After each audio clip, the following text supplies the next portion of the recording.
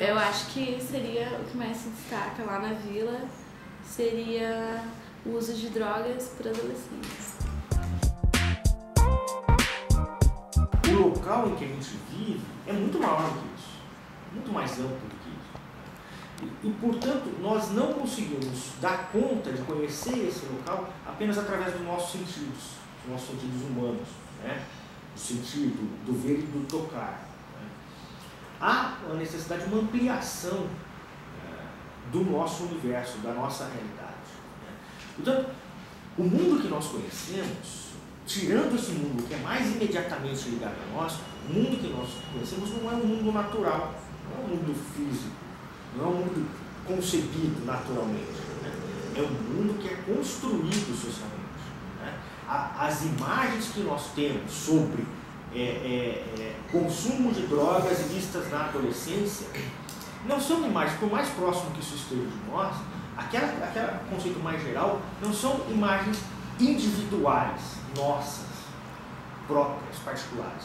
São imagens que são construídas socialmente. Né? E essa construção, ela não é natural, ela tão não é natural, que ela muda ao longo do tempo. Eu sempre uso como exemplo a ideia da coisa do desmatamento. Hoje, quem desmata não é uma pessoa que é reconhecida socialmente, não é um exemplo social. Não é? Pelo contrário, os madeireiros, volta e meia, nós vemos que eles estão sendo presos. Né? Então, hoje, desmatar é uma coisa ruim, danosa, para nós, na nossa sociedade. Agora, se nós pensarmos 100 anos atrás, se nós fôssemos pegar os jornais de 100 anos atrás, de um século, isso é bobagem, né? Ontem praticamente, nós vamos perceber que as pessoas que desmatavam eram praticamente exemplos sociais. Desmatar, derrubar mato era sinal de avanço, era sinal de desenvolvimento. Veja, o que aconteceu ao longo de 100 anos? As pessoas mudaram? Ou a mata mudou? Não. É o conceito que nós temos na relação entre sociedade e meio ambiente que mudou. Portanto, esse conceito é construído socialmente. Ele não é natural. Nem sempre derrubar a árvore foi algo negativo. Pode ser que amanhã deixe de ser. Né? Outro exemplo é a questão da igualdade de sexo entre homens e mulheres na nossa sociedade. Né? 100 anos atrás, as mulheres aceitavam que elas tinham um papel secundário na sociedade. Elas não eram igual aos homens. O que aconteceu ao longo dos 100 anos é que as mulheres conseguiram mudar essa construção social da realidade, no que diz respeito ao papel da mulher na nossa sociedade. As mulheres mudaram, os homens mudaram, não. A construção social do papel das mulheres é que mudou.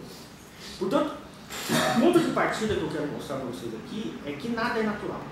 Tudo é socialmente construído. A criminalização de adolescentes, por exemplo, é uma construção social. Né?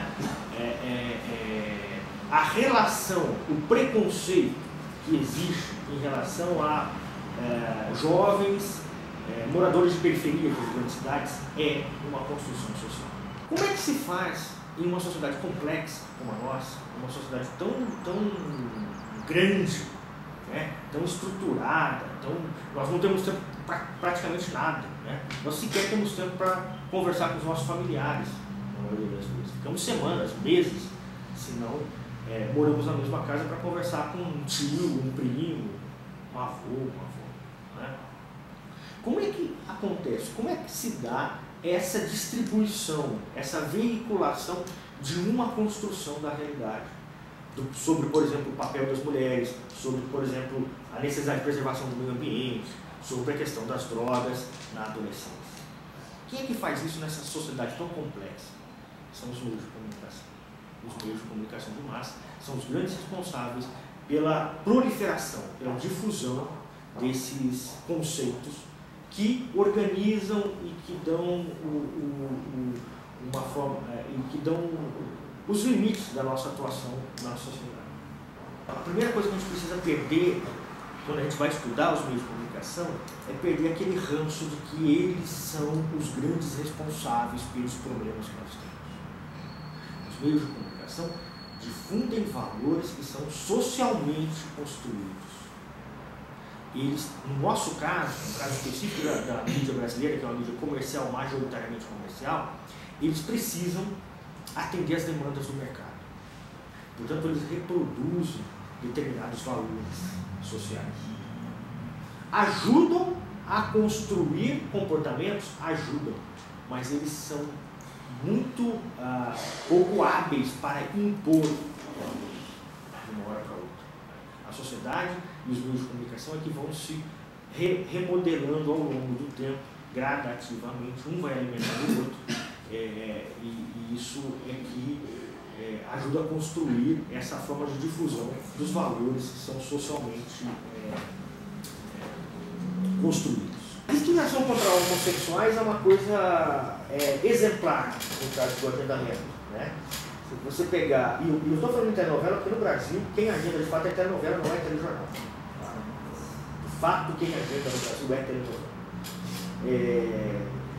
Se a gente pegar a coisa do tema da homossexualidade, 10 anos atrás, quando esse tema começou a entrar, as telenovelas tinham uma dificuldade muito grande em tratar disso. Né? Não foi nenhuma nem duas novelas que mataram os personagens. Né? De repente o personagem sumia. Né? Ou teve uma que inclusive derrubaram um shopping para matar um casal de lésbicas. Lembram? Eu não sou um noveleiro, né? Eu só trato desses assuntos por questões de pesquisa profissional. Não necessariamente gosto dessa coisa. Existe alguma conversa entre os vários editores de diferentes espaços da mídia, canais de televisão? Porque é incrível, é impressionante como a mesma notícia aparece em jornais de diferentes canais. E a gente sabe que não é só aquilo que aconteceu no Brasil naquele momento, né? Eles podiam estar noticiando de outra maneira outras notícias. Quando a gente faz a pesquisa da cobertura eleitoral, que é comparativo, isso fica muito claro. Eles falam sempre das mesmas coisas, dos mesmos enquadramentos, sobre os mesmos personagens, ouvindo as mesmas coisas. Mas não há. Não tem uma maçonaria ali. Não há. O que existe, no caso brasileiro?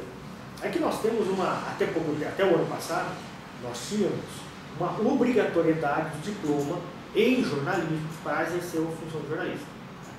No ano passado isso caiu, mas vai voltar daqui a pouco, porque já tem um projeto no Congresso para isso. Hoje, você precisa ter curso superior para trabalhar como jornalista. Não precisa ser o curso de jornalista. Então precisa ter diploma. Não precisa ser jornalista. Só que os meios de comunicação não contratam pessoas que não sejam formadas em jornalismo. Por quê? Porque a faculdade de jornalismo, ela na verdade treina, prepara o profissional para atuar de determinada maneira. E se a gente fosse olhar as grades curriculares dos cursos de jornalismo, no Brasil inteiro, basicamente são as mesmas.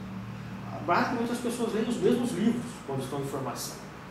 Então o que efeito isso tem lá no mercado? É que você manda para o mercado pessoas que pensam, do ponto de vista profissional, técnico, igualzinho.